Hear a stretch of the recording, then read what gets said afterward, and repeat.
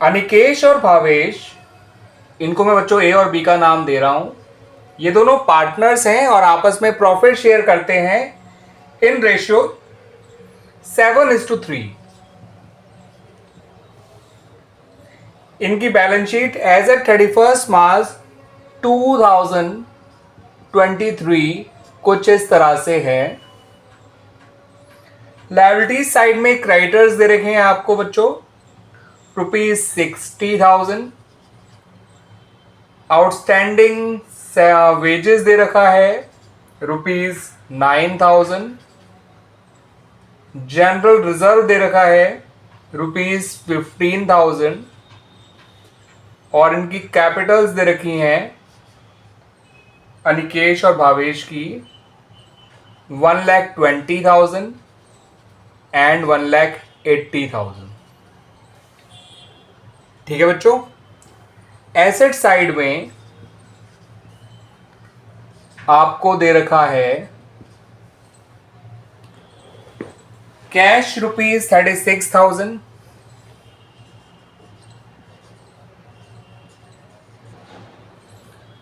Debtors 54,000 दे रखे हैं जिन पे प्रोविजन है ₹6,000 का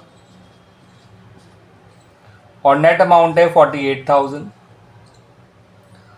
स्टॉक गिवन है 60,000। फर्नीचर गिवन है 1,20,000 और मशीनरी भी गिवन है ₹1,20,000 और टोटल है बैलेंस शीट का 3,84,000। तो बच्चों ये तो इनकी हमें बैलेंस शीट दे रखी है ऑन 31 मार्च 2023 और ये बता रखा है कि ये लोग आपस में प्रॉफिट शेयर करते हैं इन द रेशियो 7:3। ठीक है बच्चों। अब और क्या दे रखा है बच्चों वो देखिए। इन्होंने हमसे कहा है कि 1 अप्रैल 2023 को उन्होंने चाहत को, हम उसे सी मान लेते हैं, इसको नया पार्टनर बनाया गया for 1/4 share in the profits. इसको 1/4 शेयर ऑफ प्रॉफिट्स दिया गया चाहत को और ये भी कहा गया मतलब क्वेश्चन में बताया गया है कि वो कैपिटल लेकर आई है ₹90,000 और ₹30,000 वो प्रीमियम फॉर गुडविल लेकर आई है। फिर हमें कहा गया है बच्चों कि जो आउटस्टैंडिंग वेजेस यहां दे रखे हैं इनको पे कर दीजिएगा। कितना पे करना है ये नहीं बता रखा, तो पूरा 9,000 पे कर दीजिएगा बच्चों। तो आउटस्टैंडिंग वेजेस आप पे कर देंगे तो ये कोई फायदे की बात नहीं है, ना ही कोई नुकसान की बात है। सिंपली एक तरफ से लायबिलिटी कम हो जाएगी, इधर से आपका कैश कम हो जाएगा बाय ₹9,000। ठीक है बच्चों। Stock will be reduce by 10%। तो जो स्टॉक है 60,000 का, इसे 10% रिड्यूस करना है, यानी कि ₹6,000 आपको इसको रिड्यूस करना होगा। एक पॉइंट और कहा है, a creditor of ₹6,300 not recorded in the books was to be taken into account. एक क्रेडिटर जो पहले रिकॉर्डेड नहीं था बुक्स में, उसको अब रिकॉर्ड करना है और क्रेडिटर था 6,300 का। तो ये अनरिकॉर्डेड क्रेडिटर है बच्चों 6,300। ठीक है बच्चों। ये क्रेडिटर अनरिकॉर्डेड था जिसे आपको रिकॉर्ड करना है।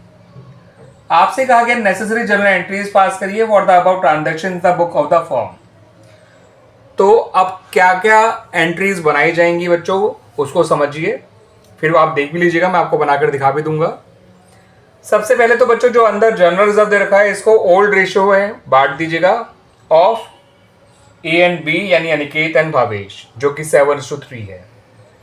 उसके बाद जो नया पार्टनर कैपिटल और प्रीमियम लेकर आया है इसकी एंट्री बनाइएगा। कैश को डेबिट करिएगा और कैपिटल को और प्रीमियम फॉर गुडविल अकाउंट को क्रेडिट कर दीजिएगा।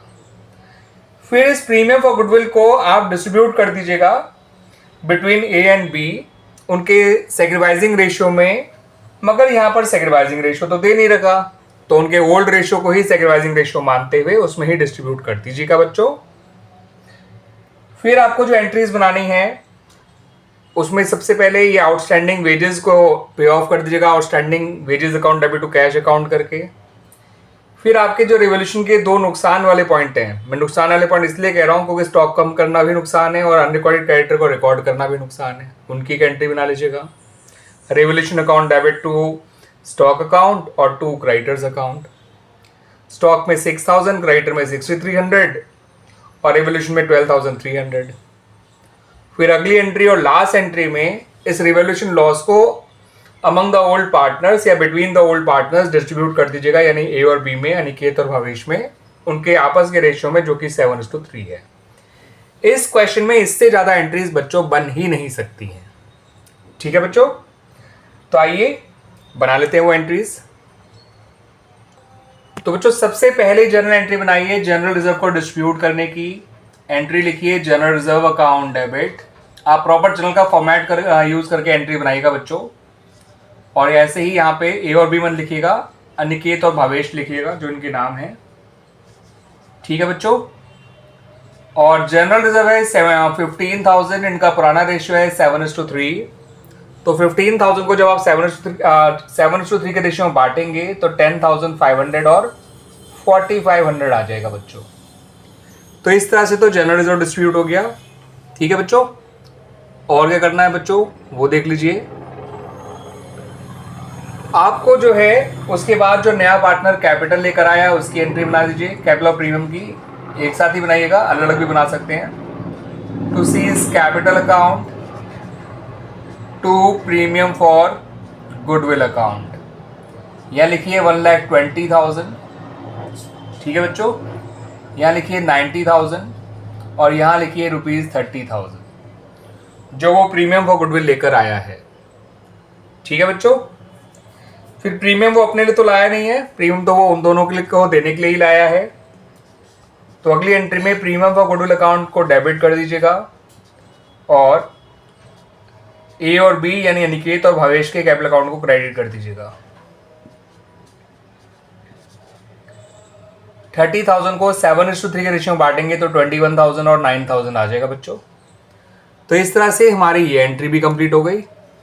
ठीक है बच्चों, ये देख लीजिए, क्लियर ना। आइए बाकी एंट्रीज बना लेते हैं।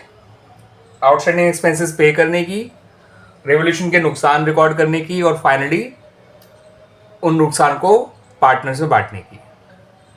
तो पहले बच्चों को आउटस्टैंडिंग वेजेस पे कर दीजिए। लिखिए outstanding wages account debit to bank. Bank मत लिखिएगा बच्चों, कैश ही लिखिएगा, बिजनेस के पास पहले से ही कैश बैलेंस है केवल। ठीक है, और आउटस्टैंडिंग वेजेस जो थे वो 9,000 थे। तो ये बन गई आपकी आउटस्टैंडिंग वेजेस पे करने की एंट्री। उसके बाद जो रिवॉल्यूशन के नुकसान वाले पॉइंट थे उनको रिकॉर्ड कर लीजिए। रिवॉल्यूशन अकाउंट को डेबिट करिए, स्टॉक को क्रेडिट करिए, क्रेडिटर्स को क्रेडिट करिए। स्टॉक में 6,000, क्रेडिटर में 6,300 और दोनों जोड़कर आ गया 12,300। एंड फाइनली इस रिवॉल्यूशन लॉस को ए और बी यानी अनिकेत और भावेश में बांटिए, उनके पुराने रेशियो में ही बांटिएगा बच्चों।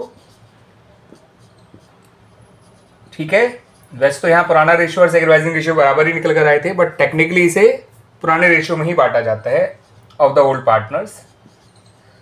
तो रिवॉल्यूशन अकाउंट को क्रेडिट कर दीजिए 12,300 से। इसको 7:3 के रेशियो में बांटेंगे तो ये आ जाएगा बच्चों 8,610 और 3,690। ठीक है बच्चों, इस तरह से इसमें जितनी एंट्रीज बननी थी बच्चों हमने बना ली है। इससे ज़्यादा जनरल एंट्रीज इस क्वेश्चन में नहीं बन सकती। क्लियर बच्चों, हमसे पार्टनर्स कैपिटल अकाउंट नहीं मांगा गया है, हमसे रिवॉल्यूशन अकाउंट भी नहीं मांगा गया है, और रिवॉल्यूशन अकाउंट बनाए बिना प्रॉफिट और लॉस निकालना कोई बड़ी बात नहीं होती है बच्चों। रिवॉल्यूशन अकाउंट डेबिट ही हुआ था केवल, यहाँ पर क्रेडिट हुआ ही नहीं है, तो इसका मतलब हमको सिर्फ नुकसान हुआ है। उस नुकसान को ओल्ड रेशियो में बांट दिया गया है ऑफ द पार्टनर्स, और आउटस्टैंडिंग वेजेस जो आपने पे करे हैं उससे ना ही फर्म को कोई फायदा हो रहा है ना ही कोई नुकसान हो रहा है, क्योंकि जितना लायबिलिटी कम हुआ उतना ही फर्म का कैश भी कम हो गया। तो that's why no effect on revaluation because of this point. Clear बच्चों।